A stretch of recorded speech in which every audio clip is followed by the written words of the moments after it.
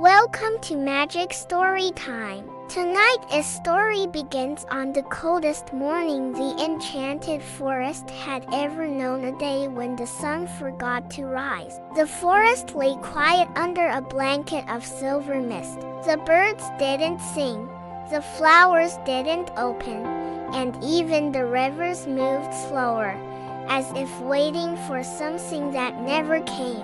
In a cozy little burrow under a hollow tree, a small rabbit named Nilo blinked his sleepy eyes and shivered. "Where's the sun?" he whispered. "It's morning, but it's still dark." He hopped outside and looked up. The sky was covered in thick gray clouds, and the mountain tops looked like giant shadows. The forest that was usually full of color and warmth now seemed cold and scared. Nilo's best friend, a robin named Pippa, landed beside him. "The sun is gone," she said softly. "No one knows why." Nilo tilted his head, his ears twitching. "Then we have to find it," he said bravely. Pippa gasped. "Find the sun? That's impossible." But Nilo smiled. "Someone has to try."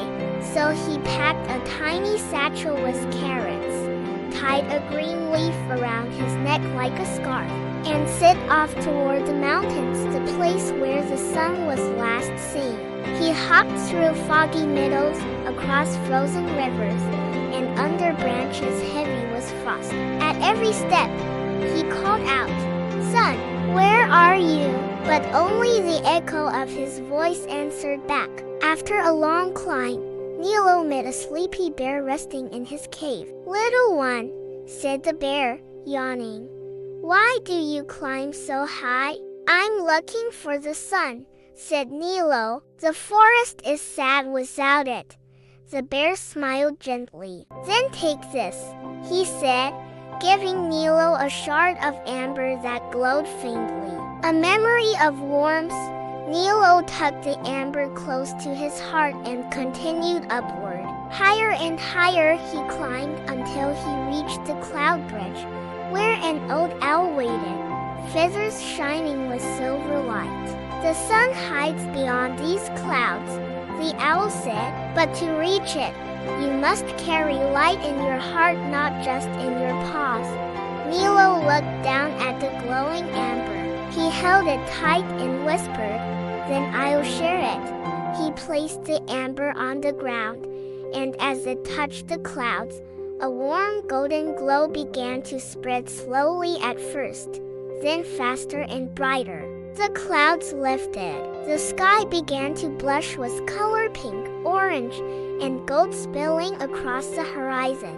The sun peeked through, dazzling and proud, and the forest below woke up in joy. Flowers opened, rivers sparkled, and the birds began to sing again. Nilo stood at the top of the mountain, his fur glowing in the light. Pippa flew up to him, her eyes wide. "You did it," she chirped. Nilo smiled. "No," he said softly, "we all did. The forest just needed a little light to believe again."